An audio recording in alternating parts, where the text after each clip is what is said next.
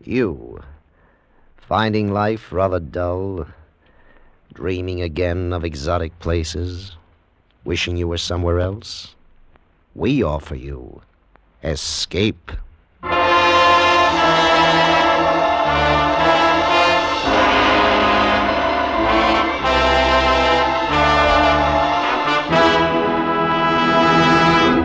Escape with us now to England and the story of a hard rock miner trapped in a deserted mine beneath the icy waters off the Cornish coast, as Hammond Innes tells it in his gripping tale, The Killer Mine.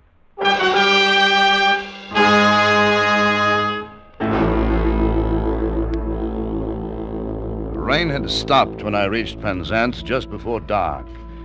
At the waterfront there were men dressed much the same as myself, in seamen's jerseys and jacket. Nobody took any notice of me, and I suddenly felt at ease for the first time since I landed in England. I lit a cigarette and fished out of my pocket the worn and dirty bit of notepaper which bore Dave Tanner's address, 2 Harbour Terrace, Penzance, Cornwall.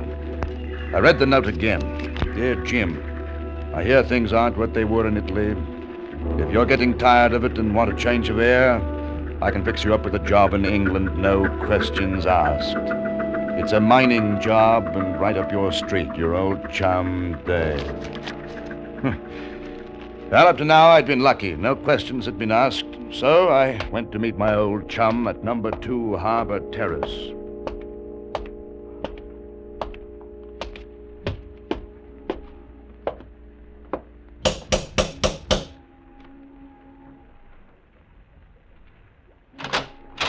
Yes?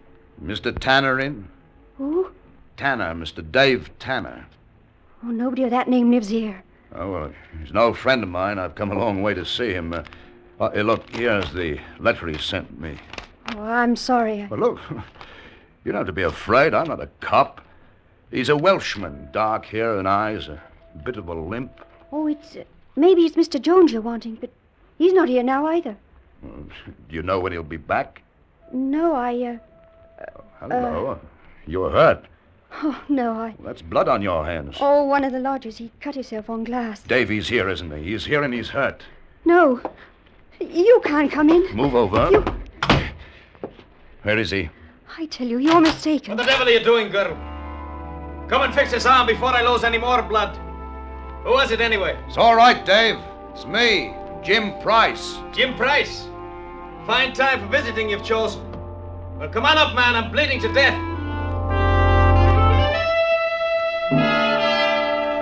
We went upstairs, and inside his room, Dave was sitting, white-faced, on the edge of a bed. He winced as the girl daubed iodine into what was obviously a bullet wound. And then the bandage went on. Hey, not too tight, girl. Well, what happened, Dave? Nothing. It's all right. Tell you later. I'm glad to see you back. Still, Yes, Davy? wrap up some food. Find another raincoat. But you can't go out. Don't argue, girl. It's time to go now. All right. That's better. Now we can talk. You've come over for that job, eh? Yes. Got a show with no questions asked? I managed. It cost me my last farthing, though. I've got no papers. You got ashore. That's what matters. Well, Jim, it's a mining job, as I told you. Here, help me on with my coat. Yes, well, Easy. Easy, Dave. Easy. There.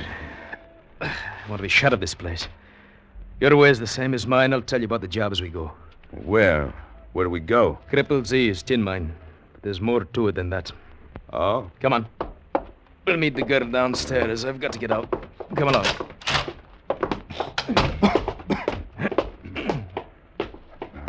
Davy, here's sandwiches and an old raincoat of Father's.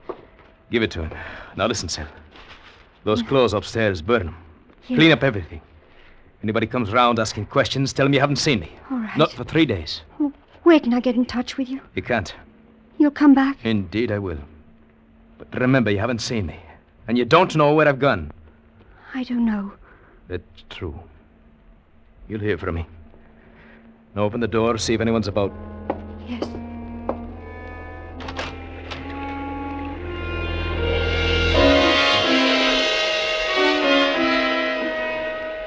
street was deserted, and the rain had started again as we slipped out. We kept to mean, badly lit streets as we made our way out of the town. Then, at the top of a hill, we left the lights of Penzance behind us. We hadn't said a word until then. We'll separate at Lanyon. How far is that? Oh, 8, 9 miles. Oh.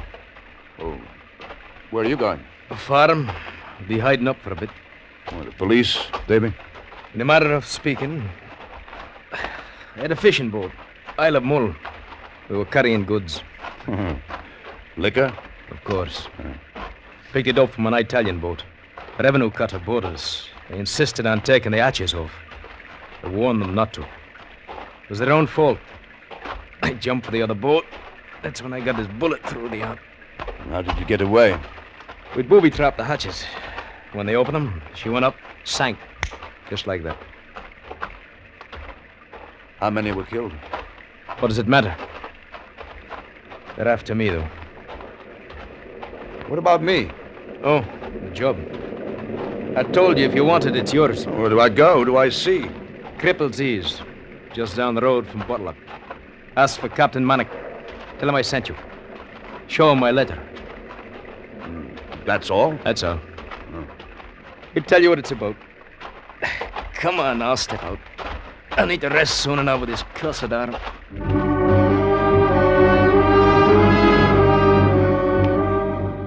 It must have been nearly midnight when the little Welshman and I parted. He pointed the way to Cripple's Ease a mile further along, and then turned away and disappeared in the driving rain. Half an hour later, I found the huddle of abandoned mine buildings. And then against a crackle of lightning, I saw a house. I had reached Cripple's Ease and the job that was waiting for me.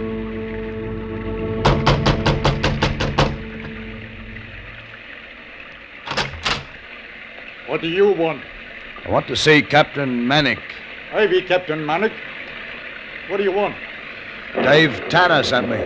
Who? Dave Tanner. He told me to show you this letter.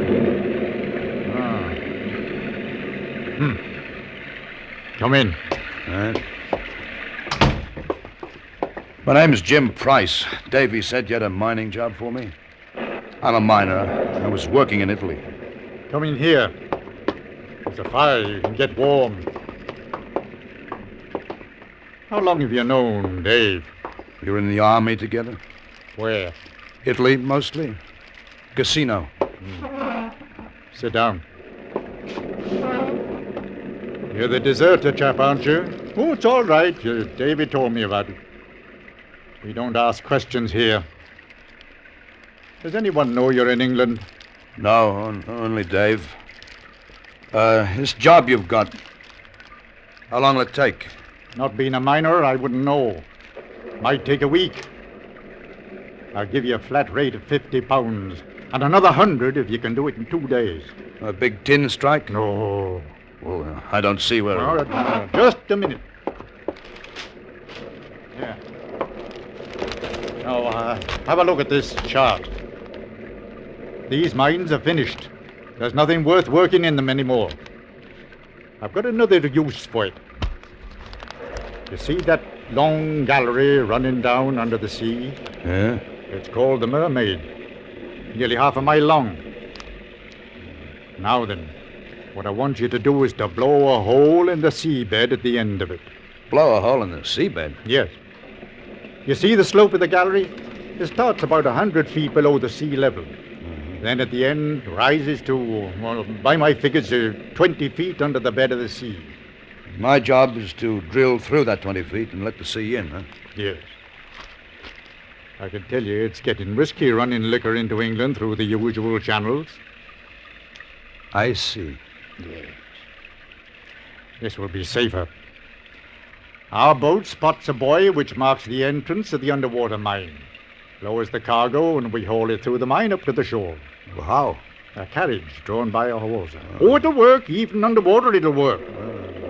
I've had 2 men working on the shaft for a year now, straightening it out. All we need is a miner to finish the job. That's you.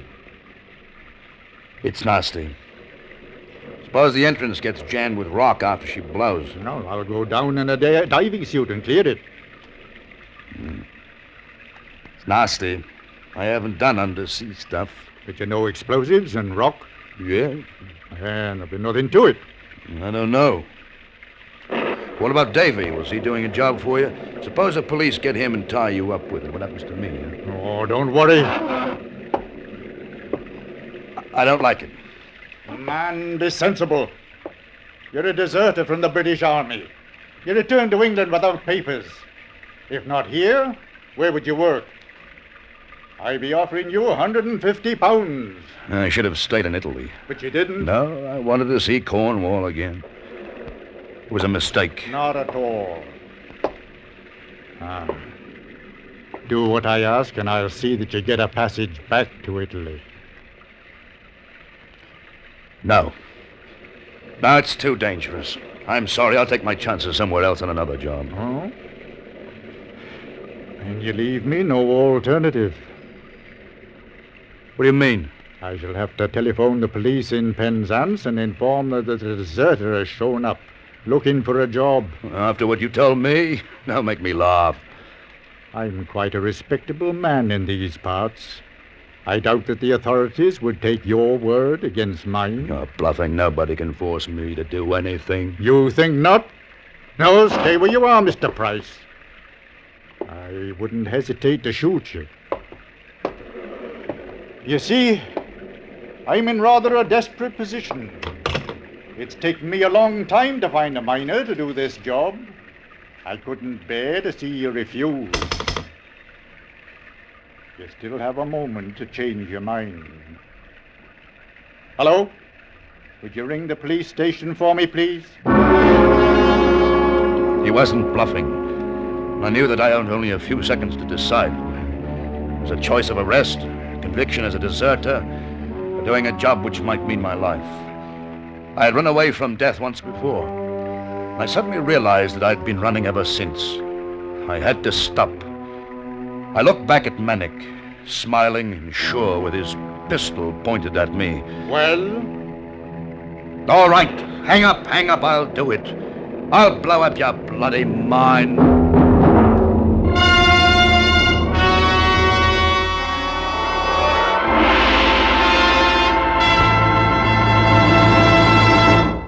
Escape, under the direction of Norman Macdonald, returns in just a moment. Boy Scout Week is now being celebrated across the nation. The Scouting program is well known to almost every American. It includes character building, physical fitness, and citizenship training that enriches the lives of boys and young men in all walks of life. Get your son or your neighbor's boy to join this worthy organization.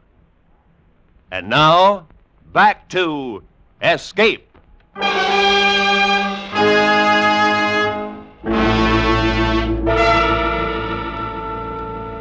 Manic put down the phone, opened a desk drawer, and took out some pound notes, handed me 10 and suggested that I get some sleep.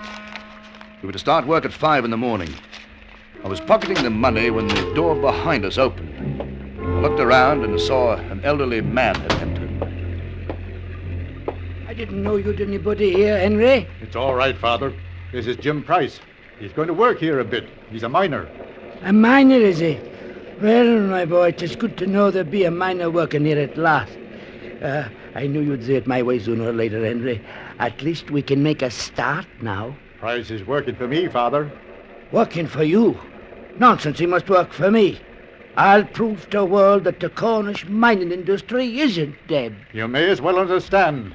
I'm letting the sea into the Mermaid Gallery. You're mad. You can't do it. I won't allow it. That's what I'm going to do. I won't allow it, I tell you. I won't. You've no alternative. Mr. Price, perhaps you better leave us now. Go to the kitchen across the hall. One of the men will show you to your quarters. All right.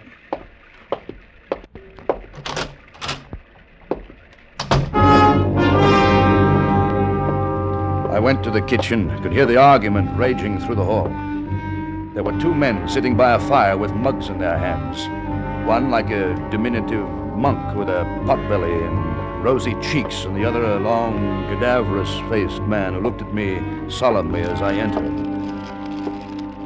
Blimey, another one. Sit down, chum, sit down. I say, you staying or passing through? I'm going to work here. I'm a miner. Lord love a duck. Is that Slim? Now we don't have to worry about the ruddy roof falling in on us. My name's Fryer O'Grady. You call me Fryer. And this here's Slim Matthews. Jim Price. Medics hired you to blow through the seabed. Yes. Does the old man know? Yes, I just left him. Thought I heard argy-bargy. It's gonna be trouble. I don't understand. The old man's been working these mines all his life. Now he says he's found the richest tin strike in Cornwall. Captain's right, though. Captain's right. Running liquor's tax-free, if you follow me. Too expensive to operate a mine these days. I shouldn't want your job, Mr. Price. We've been sweating for a year down here. Funny feeling with all that sea over your head. Oh, well, every man to his trade, I say. Come on, mate, I'll show you to your digs. Imagine you'll want to be up right hand. Thanks. See you in the morning, Mr. Price.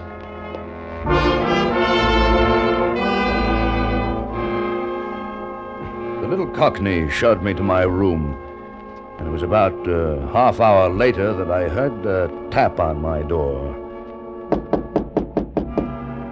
Yes? Mr. Manick. I was afraid you might be asleep. Look, I got something to show you. My son tells me you're an experienced tinner. Have a look at this rock. Maybe you'll believe me. Hey, that's tin, all right. This fabulous. The richest seam in the history of Cornish mining. Look at it. And my son, curse him, doesn't see it. He's going to let the sea into the mine. And he's brought you here to do it. You're the man who's going to wreck my life. I'm sorry. It's a job, that's all. You can't. You mustn't. I'd give you £50 more than he's offered if you don't do it. What difference would it make? You'd only get another miner. But that would take time. Don't you see? We would be rich. I'm afraid that... Tis all right, tis all right. Think about it. I know he holds something over your head. He does with everyone. Think about it and give me your answer tomorrow. All right. I will. Good night.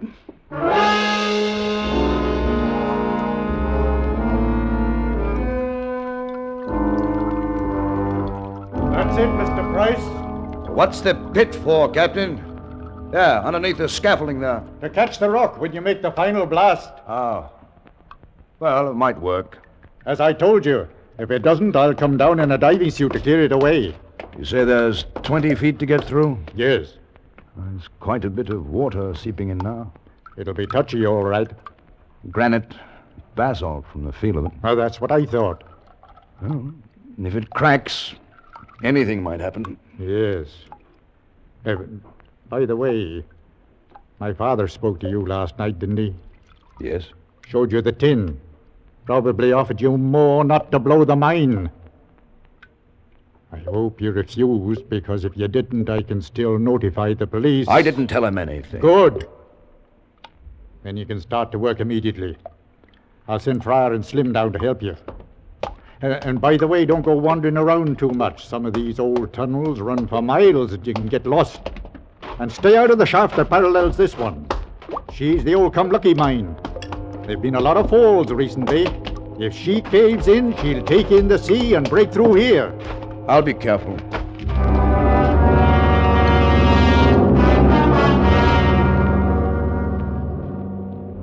I've worked mines most of my life, but it gives you a funny feeling to be standing under the sea a half mile from shore and protected by 20 feet of rock that you're going to be drilling and blasting until there's only maybe 10 feet. Then you pray that it doesn't cave in until you're out of the way. Fryer and Slim came down and I started to drill holes for the explosives. As the rock fell away, little streams of water fell, soaking us. It was nasty work, all right.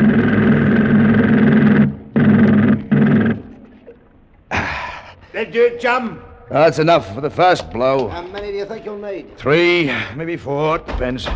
Give me the charges. Gotcha. Here you are, Price boy. Oh, lots of water there. There's nothing to worry about yet. I hope. You and Slim better get up the tunnel when she goes. I was hoping you'd say that. I'm off. Good luck, chum. The two men disappeared up the gallery, and I was left alone to explode the charge. I connected the wires, moved the exploder as far as it would stretch into the tunnel, and then I pressed the handle.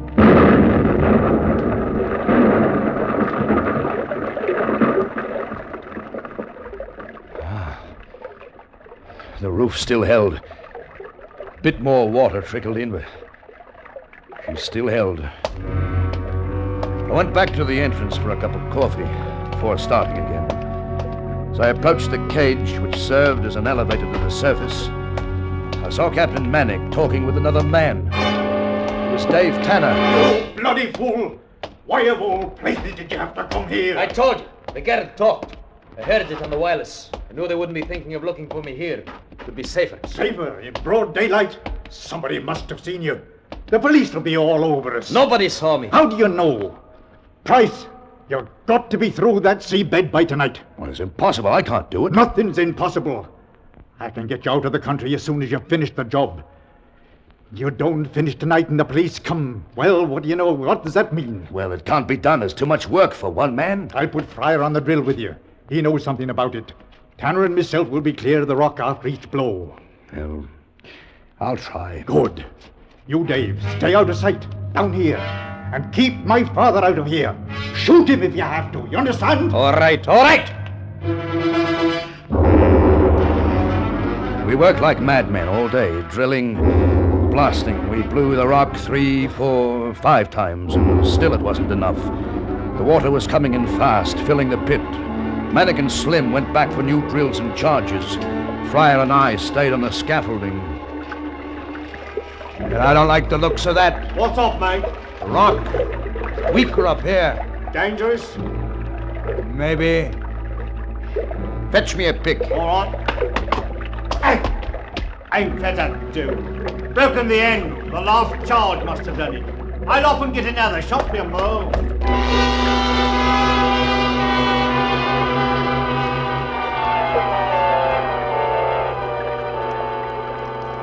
I sat on that scaffolding, smoked a cigarette. Water streamed down the slimy walls. And I waited for Fryer. 5 minutes passed. And then... Mr. Price! Huh? Mr. Price! Mr. Manick! You've got to stop. You've got to. My tin! If you flood the gallery, I'll never get it. I'm sorry. I won't let you, do you hear me? There's nothing I can do. It is mine. You're going to destroy it. I'll kill you. I'll kill you all. You better get to the surface. Mr. Manick is not safe here. Ah, you'll find out. You'll find out how unsafe it is. He was gone, and I knew he was up to something. I wanted to follow, but I remembered Captain Manick's warning about the tunnels. The old man knew them, every twist, turn. And if he wanted to get rid of me, he could lead me to a maze from which I would never find my way out. So I stayed there until the captain and Slim came back. We're getting ready to go, Price. Your father was here. What? He's up to something. How did he get by Dave? I don't know. You let him go. Come on, hurry. We've got to stop him. What'll he do? He's going to make sure that we can't let the sea in here. He's mad. They come lucky. Ah, that's what I'm afraid of. He knows that mine like a book. Come on!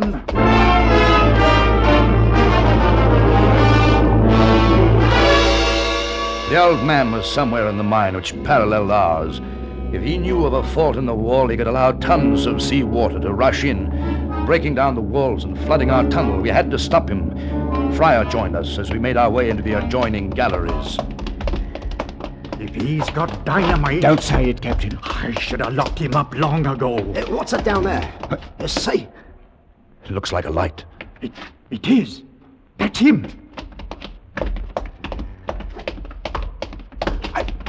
He's working on something. The wall. Father! Father! Stop it! Stay where you are. Stay there. Do as he says. Don't come any closer. Listen to me! Don't do it! You'll be killed! He'll drown us all. Let's get out. Say you let me have me tin. Let him have it. Let him. Look. He's lighting a match. Say it. Say it, my son. No, you old devil! Kill yourself! Go on! You're not getting me killed, Captain. No! Come on, Tom! Run for it! Captain Manick lay on the wet tunnel floor, blood streaming from a wound where Fryer had struck him with a pick. We ran, the three of us, and behind was the mad old man and his charge of dynamite. We reached the mermaid gallery when it went off. We could hear the water pouring down as though from a great height. And then the more terrifying sound as the tons of sea swept through the maze of tunnels. We ran for the elevator which could take us to safety, and the surface 100 feet above. And the water followed. You could hear the roar until it deafened you. No, wait, give me a hand. I've twisted my ankle. Sorry, Tom, can't stop now. I could see that blessed elevator so close. Slim and Fryer were almost there. Then the gate clanged and it started up. No, wait, don't leave me. Use the ladder. Somehow, I reached the ladder, painfully started up the rungs. It was a nightmare, and the water was the monster that you couldn't escape. Halfway up, I heard them in the cage. It's stuck. It won't go any further. Pull harder. I'm trying, but it won't. It won't. Price, can you hear? Price, you're on the ladder. Price, we can't get any higher. We're getting down. I said, Price! I kept climbing, and the voices faded until I heard a gurgling scream. And then silence. And the water stopped its terrible sound. It had found sea level.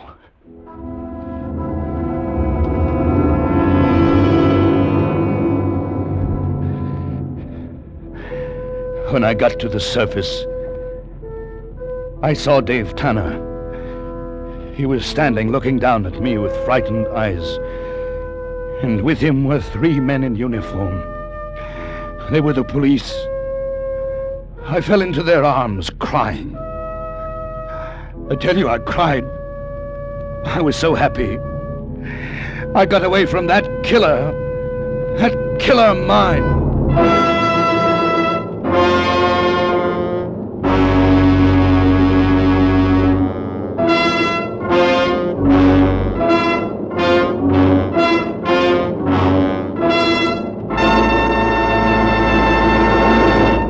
Under the direction of Norman MacDonald, Escape has brought you The Killer Mine by Hammond Innes, especially adapted for Escape by Anthony Ellis. John Dehner was starred as Jim. Featured in the cast were Eileen Erskine, Tony Barrett, Ray Lawrence, Wilms Herbert, Jay Novello, and Lou Krugman. The special music for Escape was composed and conducted by Del Castillo. Next week, escape with us to Mexico City and the story of a woman caught up in a terrifying web of murderous intrigue, as Patrick Quentin tells it in his exciting story, The Follower.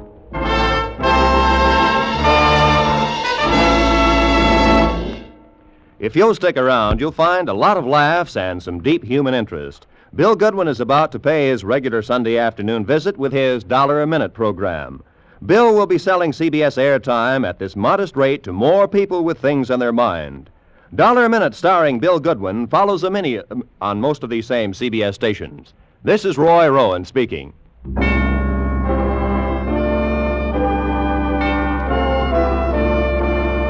This is CBS, the Columbia Broadcasting System.